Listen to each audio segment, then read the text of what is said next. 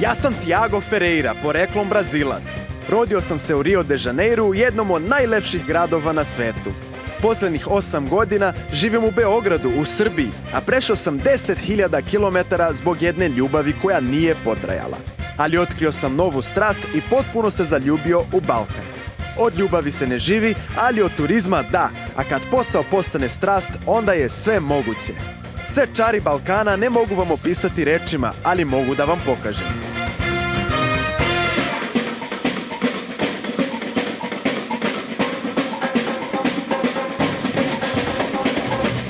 Uživajte u Tiagovom Balkanu.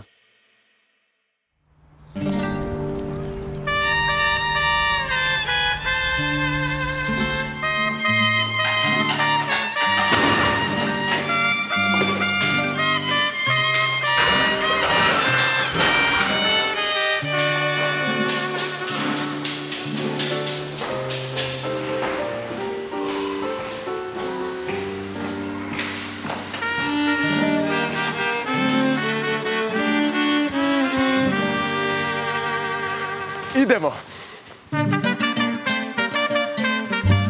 Nalazimo se na Braće Jerkoviću, mom kraju ovdje u Beogradu.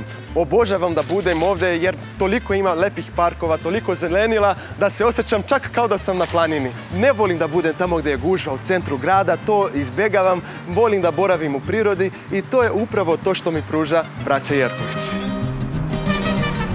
Neki kažu da je ovaj kraj opasan. Čim čuju naziv Braće Jerković, naježu se od straha. Ali ljudi, pogledajte okolo. Ovo je milina. Ovi koji kažu da Braća Jerković izgleda kao brazilska favela, sigurno nije bio tamo baš gdje se stvari dešavaju u Rio de Janeiro. Ja sam rođen i odrastao u Riju, bio sam na 5 minuta od mora, nisam bio sa favele, ali sam upoznao dosta ljudi odatle. Tamo se prosto osjeća drugačija atmosfera, gdje se ljudi stalno šetaju u kupaćim kostimima, tropska je klima, takav spoj mora, planina, divljih životinja i ljudi koji su uvek sa osmehom na licu nećete vidjeti nigdje drugdje. A kad me pitate kako bih opisao Beograđane, da li ima potrebe bilo šta da kažem ako već ovako nešto piše ovdje? Beograđani su me uvek tretirali kao kralja i uvek sam se ovdje osjećao kao među svojima. Sviđa mi se to što je Beograd mjesto gdje se okuplja narod iz svih krajeva Srbije, Balkana i sveta. I ovdje bukvalno za svakog ima mjesta. Kako ne bih ja, kao Brazilac, pronašao svoje mjesto?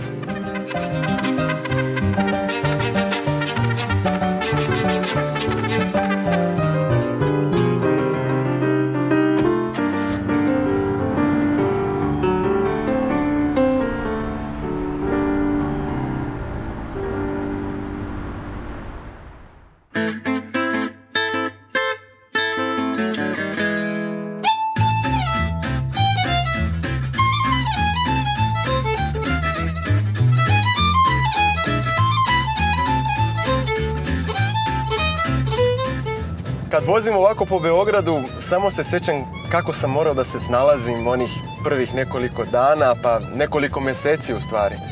I dalje se sjećam kad sam izašao iz aviona prvi put, moram da čitam nešto na ćirilici i zaista ništa mi nije jasno. I danas eto mogu da vozim od kraja do kraja, znam puteve, znam kako se zovu ulice i to mi je nevjerovatan neki osjećaj. Pitaju me ljudi šta me teralo da dođem u Beograd, šta me teralo da dođem da živim u Srbiji. Ljubav, eto, je najprostiji odgovor. Ljubav stvarno čini čuda, ali zanimljivo je to što, recimo, kad sam ja krenuo iz Brazila, svi su u Brazilu rekli da sam lud. Svi su rekli pa nemoj tamo, tamo je opasno, tamo ljudi nose, ne znam, puške kad izlaze, svi su imali neke predrasude, pa kad sam ja došao ovdje u stvari sam sreo mnogo dobre ljude, mnogo dobar narod, a u stvari i oni su me pitali pa što si ti došao, pa ti si lud, pa nisi trebao i onda kako da se čovjek onda osjeća kad u Brazilu kažu da sam lud, u Srbiji kažu da sam lud. Navikao sam se i prihvatam to što sam pomalo lud. Mislim da tako i na kraju treba u životu. Uglavnom trudim se da gledam uvijek pozitivne stvari, znam da ovdje ima i dobrih i loših stvari, ali kod mene je uvijek pozitiva na prvom mjestu.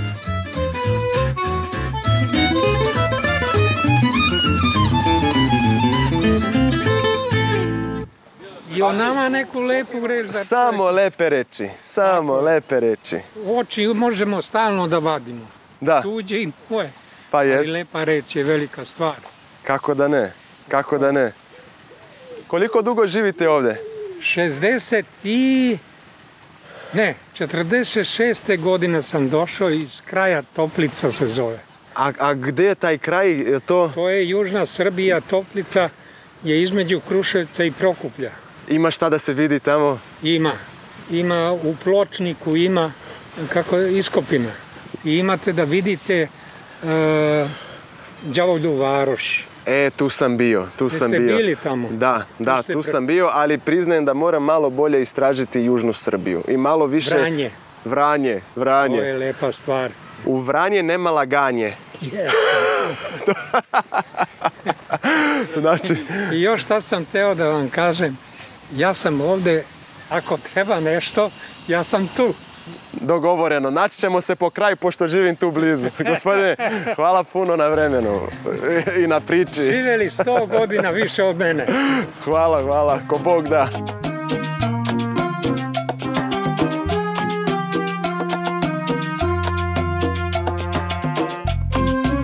Na početku sam živio od ljubavi, a nažalost nije to moglo tako dugo. Mislim, nažalost, to je normalno. Morao sam da se snađem i u poslovnom smislu, da imam od čega da živim, jel? Počeo sam sa prijateljima koje sam stekao ovdje da organizujem neke ture, neke izlete po Srbiji u okviru udruženja Srbija za mlade. To je jedna baš onako lepa priča koju smo pokrenuli da bismo Srbiju promovisali mladima, da bi mladi bolje upoznali svoju zemlju, da bi je malo bolje istražili. I eto, poslije toga otvorili smo i zvaničnu turističku agenciju koja dovodi strance u Srbiju, promoviše Srbiju po celom svetu i drago mi je što mogu da živim od onoga što volim, od putovanja, od druženja sa ljudima i što mogu da živim od turizma u ovoj zemlji.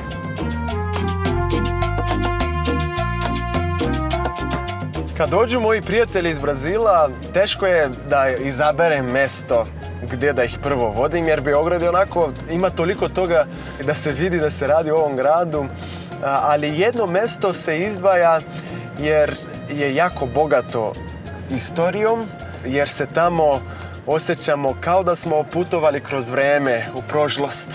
I kad pogledamo onaj pogled, onda znamo zašto smo u Beogradu i zašto volimo ovaj grad.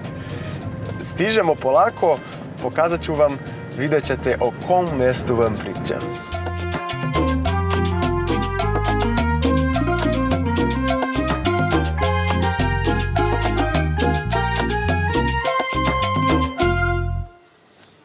I naravno, gdje bih vas vodio ako ne na Kalemegdan? Mjesto gdje je sve počelo još u 3. veku sa Rimljanima, kad je Beograd bio u stvari Singidunum. Prošli su razni narodi ovdje, ostavili svoje tragovi i obogatili ovaj grad.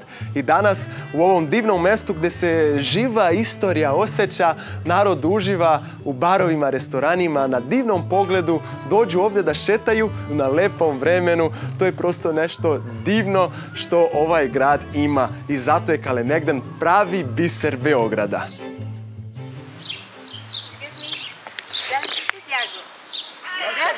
Ja sam Ashley. Vidjela na YouTube-u ti si motivacija za učenje srpskog. Baš mi je drago. I kako ti ide? Dobro je. Učiš? Da. Koliko dugo? 2 godine sad.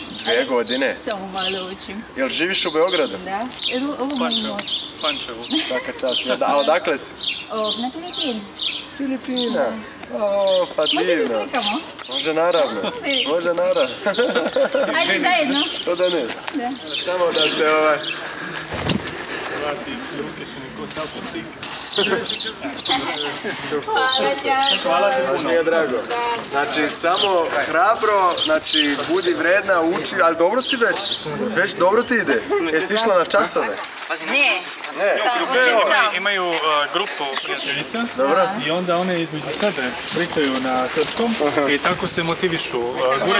Guraju jedna... A jesu sve sa Filipina? Sve su sa Filipina. Čekaj, ima ih dosta. Da, ima ih dosta. Koliko vas? 300. 300 u Srbiji. To je duplo nego što ima Brazilaca. Nas iz Brazila 150 samo, a vas 300. Baš mi je drago. Hvala ti puno na ovom gestu i baš mi je drago da smo se... Ništa. Uvijek, Djago. Još ona vuče, to je Djago, pitaj. Nema, super, drago mi je. Hvala vam puno. Hvala ljudi, čao. Ćao. Susret sa Filipinkom u sred Kalemegdana.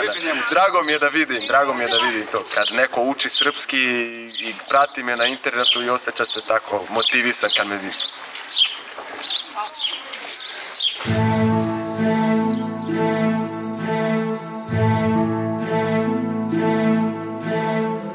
U Brazil su Portugalci stigli tek 1500. godine. Naravno da nije bio lak put, prešli su ceo Atlantski okean, naišli na tako lepu zemlju i onda počeli da grade svoje gradove. Ovdje u Srbiji u to vreme se već svašta nešto dogodilo. Pa prošlo 1000 godine burne istorije. Ja mogu samo da zamislim kako je to izgledalo kad je sa jedne strane bila Austro-Ugarska, sa ove strane Otomansko carstvo, a Srbija u sredini svega toga. To je meni i svim Brazilcima koji dolaze najzanimljivije i dalje sam opčinjen ovim mestom. Kad god se popnem ovdje i gledam na ušće Save i Dunava, vraćam se na stara vremena i pokušavam da zamislim kakve su reakcije imali oni koji su ovdje stigli i pre nego što je bilo asfalta i pre nego što je bilo aviona, kad su gledali ove bele zidove i rekli eno je Beograd. Danas isto sa takvim oduševljenjem reaguju i turisti koji dođu. Brazilci uglavnom nemaju tako stare spomenike, tako stare tvrđave u svojoj zemlji. Pa kad onda dođu ovdje i kada uđu kroz kapiju i dođu ovdje prvi put da vide ovu lepotu, osjećaju duh Balkana, osjećaju duh istorije Beograda i prosto stanu i ne mogu da veruju svojim očima. Jer ljudi, pazite ovo, kako je lepo.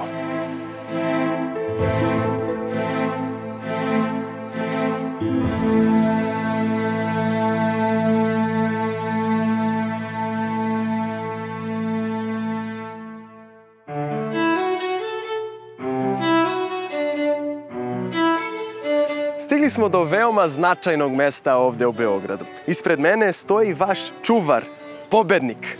I mi u Rio de Janeiro također imamo našeg čuvara, poznatog po celom svetu, jedno od 7 novih svetskih čuda. On se zove Cristo Redentor i stoji na vrhu Corcovada, jednog prelepog brda u sred našeg grada. Ne znam da li ste znali, ali Cristo Redentor je postavljen tamo gdje jeste 1931. godine. 3 godine otprilike nakon što je pobednik ovdje postavljen. Znači ima dosta sličnosti i možete samo da zamislite šta su sve vidjeli ovi spomenici. Sa svojih 30 metara visine Cristo Redentor ima stvarno prelep pogled na celim Rio de Janeirom i toliko je lep da je čak i taj pogled inspirisao neke sambe. Samba do avião, kako kaže pevač, minha alma canta, moja duša peva kad vidi Rio de Janeiro, kad sleti avionom. A ovdje moja duša peva kad dođem i kad pogledam Savu i Dunav, baš sa ovog mesta. Morate da dođete, da vidite i da osjetite.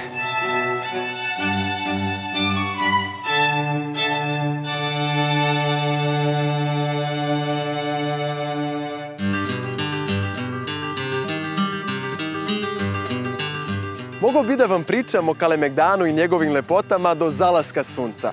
Ali ipak idemo dalje, jer sam se ja iskreno malo umorio, a u Srbiji smo, a ovdje se pije kafa. Pa ću vas ja onda voditi na kafu, ali probat ćemo nešto drugačije. Jedan nevjerovatno dobar brazilski specijalitet za koji sigurno niste čuli. A još ćemo se i družiti sa jednom mojom drugaricom iz Brazila, sa Anom, koja isto dugo živi i radi u Beogradu.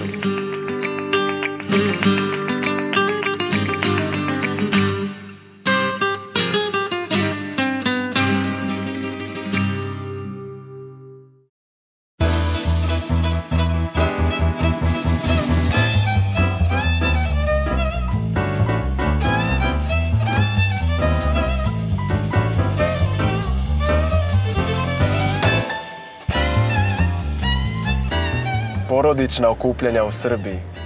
Hrana je posebna stvar, stvarno ovdje, kad sam prvi put bio na slavi, pa dođem, već je postavljen sto, dosta hrane ima, svačega ima na stolu, ja rekao čoveče, ajde moram da budem dobar, da me zavoli majka, znači majka mog druga kod koje sam bio i kaže ajde odmah da jedem što više, da me ona zavoli. I onda jedem, a nažalost nisam tada imao iskustva, mislio sam da je to bilo to, da po meni bi to bilo sasvim dovoljno za ceo dan. A to je bilo samo predjelo.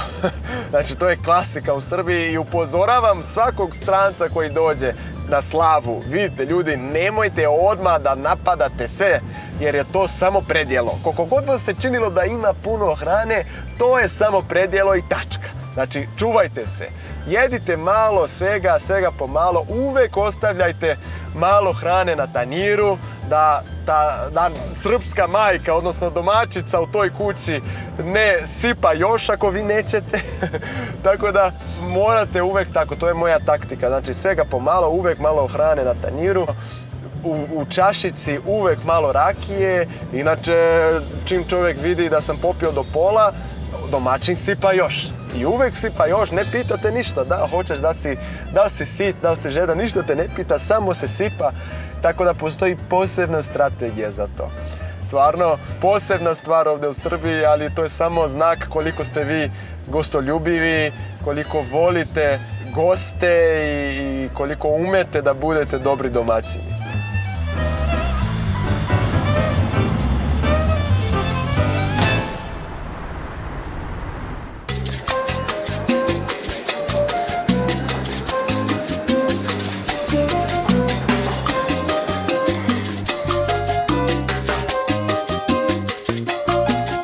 I rekao sam da bi vas doveo na mesto po mom ukusu i eto nas u kafeteriji na Čuburi, mesto gdje vrlo rado sedim da pijem kafu kad sam u Beogradu. A inače, to pijanje kafe je nešto što sam naučio baš ovdje, jer to ne bih rekao da postoji u Brazilu. Kod nas je drugačija kultura što se toga tiče, dosta je toplije, tropska je atmosfera, pa ne sedimo da pijemo kafu, iako je Brazil poznat po kafi. Mi pijemo samo kod kuće ujutru uglavnom, a kad izlazimo sa društvom, uglavnom sedimo u nekom baru da pijemo pivo. A tamo, nećete verovati kako se to služi. Uglavnom, ako ćemo svi zajedno, ako nas je 5, 6, hoćemo da pijemo pivo, svako naruči, ali u stvari se služi samo jedna flaša piva i neće da dođe sljedeća flaša sve dok se ta prva ne popije. Znači, to se deli društveno i to mi se nekako sviđa. Mi eto delimo piva i onda recimo svako plaća jednu flašu i uživamo u piću, uživamo u društvu na brazilski način. Kafa u Beogradu mi se mnogo sviđa. Ovdje nekako osjećam neku opušteniju atmosferu jer vi i mi imamo tu sličnost. Mi smo opušteni i koliko god da je gužva u Beogradu, koliko god da svi jurimo. Como é que você tá? Senta, rapaz, senta. Senta aí. Como é que você tá, cara? Nunca mais vi você. Que isso, saudades.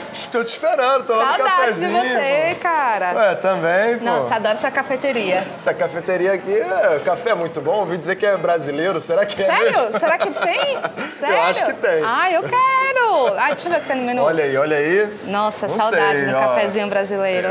Cafezinho brasileiro é difícil ter aqui igual lá no nosso Brasil, né? Mas eu acho que os caras são bons também, pô. Que bom, obrigada pelo convite, cara. Nunca mais vi você. Ok, isso, pô, é pena, né? Porque Nossa, Belgrado é tão saudades. pequeno e a gente não se encontra muito, né? É verdade, é verdade. Ó, você sabe o que você vai querer?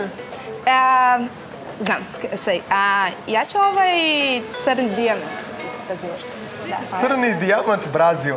To bravo. A ja ću ipak jedan kapućino. Važi, hvala. Pa čekaj, Ana, pa znači tvoj srpski odličan, a? Hvala. Pa eto, mi nikad nismo pričali na srpskom, da. ali sada taman ćemo da krenemo. Ajde, možemo naravno. Jel ti bilo teško da naučiš? Kako si to uspjela? Da, na početku jeste. Mene je bilo teško, ali uspjela sam na kraju. Ti si ovdje dosta dugo, jel tako? Da. Duže nego 8 godina. Meni se čini od 9 već, ali iskreno da ti kažem sam prestala da brojim, ozbiljno. Zato što sećam se, stvarno sam kod kuće ovdje, nema potrebe da brojim, tu sam. Znači, udomaćila si se, prilagodila si se potpuno. Ne potpuno, dalje. Jel ima nešto što je i dalje čudno i posle 8 godina? Da. Moramo da se čuvamo promaje. Da. Ja uvek kažem da odakle ja sam iz Nordešće, to je popularno. Naše kuće su izgradeni za promaju. Mi volimo. Volimo promaju. Pa da, moja verenica kad je bila u Brazilu, ona nije mogla, ona je bila u čudu zato što je svugde su prozori otvoreni i vrata otvorena i uvek ide promaja i nekako nikom to ne smeta. Hvala. Znači... Hvala. Pa da vidimo kakva je ova kafa. A mogli bismo da tražimo, izvini, i specijalitet zbog koga sam i htio da dođem ovdje, jedan açaí, može? Dva, zašto jedan? Hoću ja. Dobro. Hoću ja da probam. Pa nema šta. Da.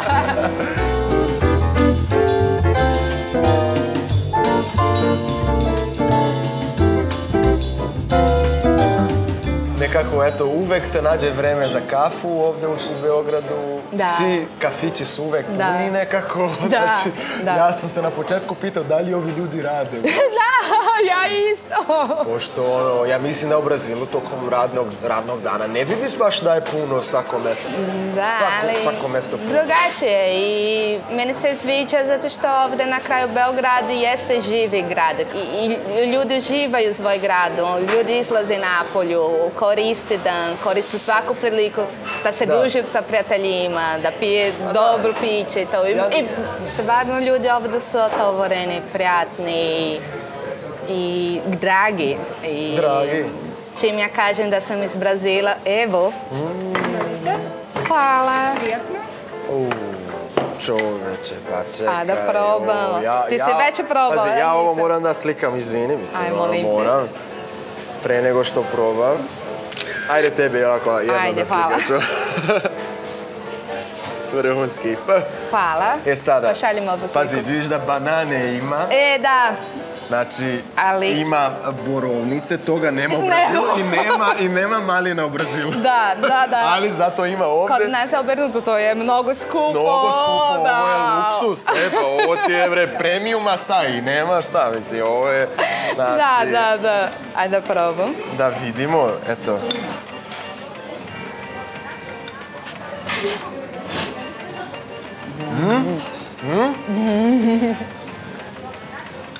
Ovo je... Čoveče, baš je dobro. Kažem ti ja.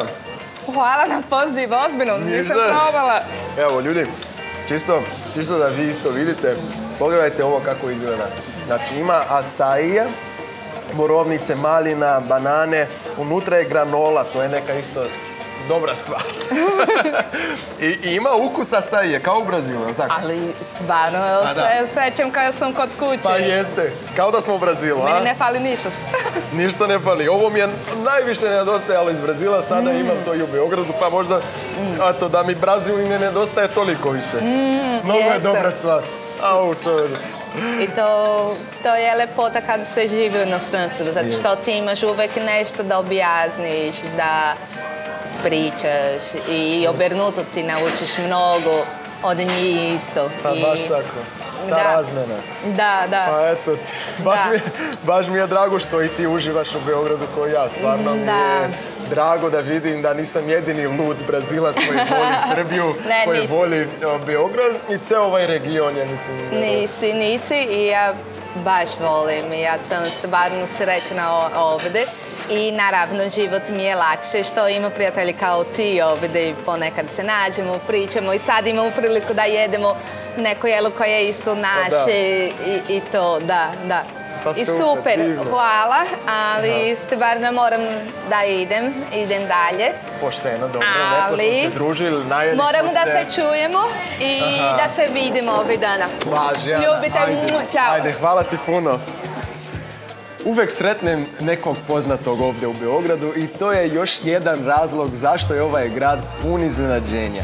A iznenađenje tek će da bude, jer vodit ću vas ne samo po ovom gradu, već po celom Balkanu. Spremite se da se oduševite. Ljudi nemaju pojma šta je zapravo Beograd i na neki način sam se trudio da promenim način na koji ljudi doživljavaju Srbiju. Jela, quem tá aí? Oj! I evo, sad sam došao tačno u centar terena. Pa čekaj, ti govoriš srpski? Opa, stigla lopta. Mogu bi da dam gol jedan. Čovječe, koliko si ti dugo u Srbiji onda? 16 godina. Vidimo da će, kakav sam sada igrač.